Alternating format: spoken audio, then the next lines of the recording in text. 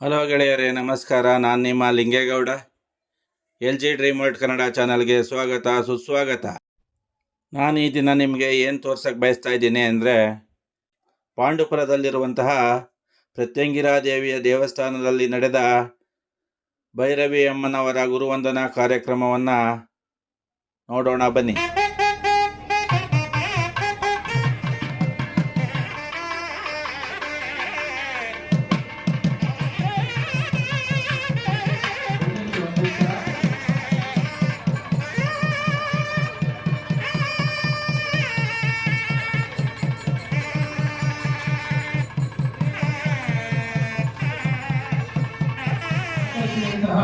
ಎಲ್ಲ ಸೇವಾ ಚಕ್ರವನ್ನು ಗೌರವಿಸತಕ್ಕಂತಹ ಸಂದರ್ಭ. ಓಂ ಗುರು ಬ್ರಹ್ಮ ಗುರು ವಿಷ್ಣು ಗುರುದೇವ ಮಹೇಶ್ವರ ಗುರು ಸಾಕ್ಷಾತ್ ಪರಬ್ರಹ್ಮ ತಸ್ಮೈ ಶ್ರೀ ಗುರುವೇ ನಮಃ. ಭೈರವಿ ಅಮ್ಮ ಪಾದಗಳಿಗೆ ಸಹಸ್ರಾರ ನಮಸ್ಕಾರ ನಮನಗಳನ್ನು ಮಾಡ್ತಾ, ಇವತ್ತು ಗುರುಪೂರ್ಣಿಮೆಗೆ ಆದಂಥ ದಿವಸ ಅದ್ಭುತವಾಗಿ ಜನಸಂಖ್ಯೆ ಸೇರಿದ್ದಾರೆ. ಸನಾತನರು ಅಂತಂದ್ರೆ ತುಂಬಾ ಹಿಂದೆ ಇದ್ದವರು ಮುಂದೂ ಇರುವವರು ಅಂತ ಅಷ್ಟೇ ಅರ್ಥ. ನಾವು ಸನಾತನ ಅಲ್ಲ ಅಂತ ನೀವೇನಾದ್ರು ಅಂದ್ಬಿಟ್ರೆ ನೀವು ಮತ್ತೆ ಬಿದ್ದೋಗೋರು ಅಂತ ಆಗ್ಬಿಡ್ತು. ಹಿಂದೆನೂ ಇದ್ವಿ, ಮುಂದೆನೂ ಇರ್ತೀವಿ, ಇದೇ ಸನಾತನ ಶಬ್ದಕ್ಕೆ ಅರ್ಥ. ಕ್ಷೇತ್ರದಲ್ಲಿ ಶ್ರೀ ಗುರುವರು ಪ್ರತ್ಯಂಗಿರಾ ಹೋಮವನ್ನ ಪ್ರತಿ ತಿಂಗಳು ಆಚರಿಸ್ತಾ ಇದ್ದಾರೆ. ಎಲ್ಲರೂ ಬಂದು ಆ ಸೇವೆಯಲ್ಲಿ ಪಾಲ್ಗೊಳ್ಳಿ, ಬಂದು ಭಗವತಿಯ ಅನುಗ್ರಹ ಪಡ್ಕೊಳ್ಳಿ. ಸುಮ್ಮನೆ ಬಂದು ದರ್ಶನ ತಗೊಳ್ಳಿ. ಒಳಗೆ ಭೈರವಿ ನಮ್ಮ ಕರ್ನಾಟಕದಲ್ಲಿ ಅತಿ ದೊಡ್ಡದ ಲಕ್ಷ್ಮೀನಾರಾಯಣ ಸಾಲಿಗ್ರಾಮ ಒಳಗಿದೆ. ದರ್ಶನ ಮಾಡಿ ಅದ್ಭುತವಾದ ಲಕ್ಷ್ಮೀನಾರಾಯಣ ಸಾಲಿಗ್ರಾಮ ಅಂತ ಆ ಭೈರವಿಯನ್ನು ಕಣ್ಣಲ್ಲಿ ಕಣ್ಣಿಟ್ಟು ದರ್ಶನ ಮಾಡಿ, ಮಾ ಅಮ್ಮ ಅಮ್ಮ ಎಂದು ಕರೆಯುತ್ತೀಗೆ ನಮ್ಮ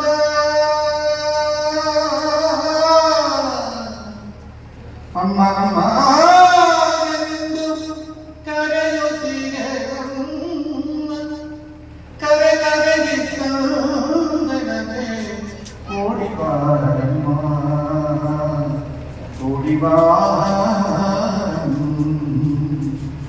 ತಾಯಿ ಅಮ್ಮ ಒಲಿಬೇಕಂದ್ರೆ ಏನ್ ಮಾಡ್ಬೇಕ್ರಿ ಅಂತ ಕೇಳಿದ್ರೆ ಯಾರು?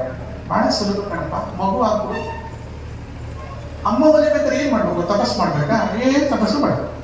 ನಿಮ್ಮ ಅಮ್ಮನ ಮುಂದೆ ನೀವು ಮಗು ಆಗ್ಬಿಡಾಗ ಆ ತಕ್ಷಣ ನೀನು ಎದುರುಗಡೆ ಬಿಡ್ತಾಳ. ನಿಂಗೆ ಮಗುವಾಗಕ್ಕೆ ಬರ್ತಿಲ್ಲ, ಅವಳು ನಿನ್ನನ್ನು ಕಾಪಾಡ್ತಾ ಇಲ್ಲ ಅಷ್ಟೇ. ಮಗು ಆಗೋದು ಹೆಂಗೆ? ಪ್ಯಾಂಟ್ ಶರ್ಟಿ ಬಿಟ್ಬಿಟ್ಟೆ ಬರಿ ಮೇಲೆ ಓಡಾಡದ? ನೀನ್ ದೊಡ್ಡವನಾಗಿ ಬೆಳೆದಿದೆ ಅಂತ ನಾಟಕ ಮಾಡ್ತಿದ್ಯಲ್ಲ, ಹಮ್ಮು ಆ ದಮ್ಮು ನಿಮ್ಮ ಅಮ್ಮನ ಬಿಟ್ಟು ಮುಂದೆ ನಾನು ಏನು ಅನ್ನ ಕಡಿಮೆ ಮಾಡಿದ್ದೆ. ಅಮ್ಮ ಅಡಿಯಮ್ಮ, ನನಗೆ ಹಾಕಮ್ಮ ಬೇಡ, ಯಾರು ಬಾಸ್ ಅಂತ ನೀನು ಹೋಗು. ನಿಮ್ಮಮ್ಮ ಯಾಕೆ ನಿನ್ನನ್ನು ಎತ್ಕೊಳ್ಳೋದು ಅಂತ ತಾಯಿ ಇರ್ತಕ್ಕಂಥ ಜಾಗ ಇದು. ಇಂಥ ಜಾಗದಲ್ಲಿ ನೀವೆಲ್ಲ ಗುರುಪೂರ್ಣಿಮೆಯನ್ನು ಆಚರಿಸಿದಿರಿ. ಭಗವತಿ ಭೈರವಿ ಆದ ನಾನು ಯಾವ ದೇವರನ್ನು ಕೇಳ್ಕೊಳ್ಳೋಕೆ ಹೋಗ್ಬೇಡಿ, ನನ್ನನ್ನೇ ಕೇಳ್ಬೇಡಿ. ಯಾಕಂದ್ರೆ ನಾನು ಯಾವ ದೇವರನ್ನು ನೋಡಿಲ್ಲ. ಗುಡಿಯಲ್ಲಿರುವ ಶಿಲೆಗಳೆಲ್ಲ ದೇವರ ಗುಣವಿರುವ ಮನುಜರೆಲ್ಲ ಮಕ್ಕಳು ದೇವರಿಗೂ ಭೇದವಿರಲಿಲ್ಲ, ಇಬ್ಬರ ಮನದಲ್ಲೂ ಕಪಟವಿರಲಿಲ್ಲ ಅಂತ ಕಪಟ ಇರ್ತಕ್ಕಂಥ ಒಳ್ಳೆ ಜೀವಿಗಳು ಎಲ್ಲರೂ ಕೂಡ ಅವತ್ತಿನ ದಿವಸನೇ ಅಯ್ಯ ಅವ್ರ ಮನೆ ಮುಂದೆ ನಾನು ದೊಡ್ಡ ದೊಡ್ಡ ಕಟ್ಟೋಡಿಸ್ತಾಗ್ತಾ ಇದ್ದ. ನೆನಪಿದ್ಯಾ?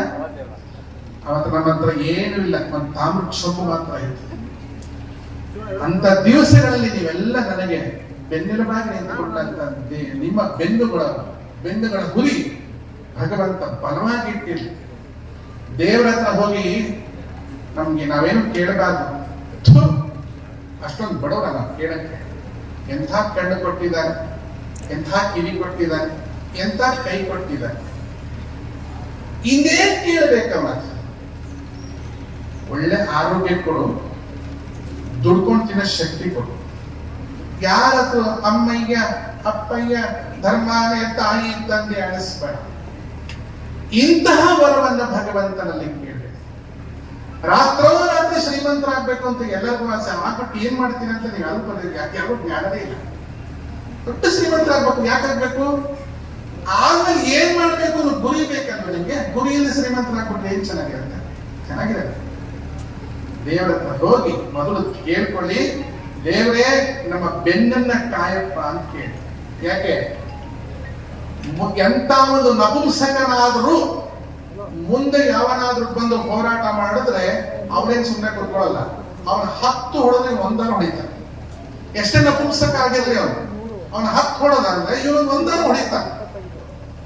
ಅಷ್ಟಾದ್ರೂ ಧೈರ್ಯ ಬೇಕಲ್ಲ ಸ್ವಾಮಿ ನಿಮ್ಗೆ. ಯಾಕೆಂದ್ರೆ ಮುಂದೆ ಬಂದರೆ ಎದುರಿಸುವ ಕಣ್ಣುಗಳಿವೆ, ಕಿವಿಗಳಿಗೆ, ಕೈ ಕಾಲುಗಳಿವೆ, ಬೆನ್ನಿಗಳಿಗೆ ಕಣ್ಣಿರಲ್ಲ ಸ್ವಾಮಿ. ಹೇಳ್ತೀವಿ ನೋಡಿ, ಬೆನ್ನಿ ಚೂರಿ ಹಾಕ್ಬಿಟ್ರು ಕಣ್ರಿ.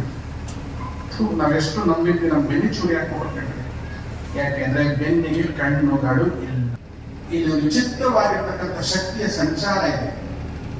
ಒಬ್ಬ ಸ್ವಾಮೀಜಿ ದುಡ್ಡು ಮಾಡದ ಅಂದ್ರೆ ಇರೋ ಬರೋರೆಲ್ಲ ಪೀಠಾಧಿಪತಿಗಳನ್ನ ಕರೆಯುತ್ತಾರೆ. ಆ ಸ್ವಾಮೀಜಿ ಆಸ್ತಿ ಮಾಡ್ಬೇಕಾದ್ರೆ ಅವನ ಅಸ್ಥಿಯೆಲ್ಲ ಸವಿಸ್ಕೊಂಡು ಅವನು ನೆಗೆದು ಬಿದ್ದು ಬೃಂದಾವನ ಆದ್ಮೇಲೆ ಅವನು ಮಾಡಿಟ್ಟಿರೋ ಆಸ್ತಿಗೆ ನಾಮೊಂದು ತಾಮೊಂದು ಅಂತ ಎಲ್ಲರೂ ಕಾವಿ ಬಟ್ಟೆ ಹಾಕಬಿಡ್ತಾರೆ. ಆದ್ರೆ ಇಲ್ಲಿನ ಪೀಠಾಧಿಪತಿಗಳಾಗಿರ್ತಕ್ಕಂಥ ಸಣ್ಣ ಅಪ್ಪಾಜಿಯವರು ದೊಡ್ಡ ಶಕ್ತಿಯವರು. ಈ ವಿಡಿಯೋ ಇಷ್ಟವಾದಲ್ಲಿ ಲೈಕ್ ಮಾಡಿ, ನಿಮ್ಮ ಸ್ನೇಹಿತರಿಗೂ ಶೇರ್ ಮಾಡಿ ಅಂತ ಹೇಳ್ತಾ ನಿಮ್ಮ ಅನಿಸಿಕೆ ಅಭಿಪ್ರಾಯಗಳನ್ನು ಕಮೆಂಟ್ ಮಾಡಿ.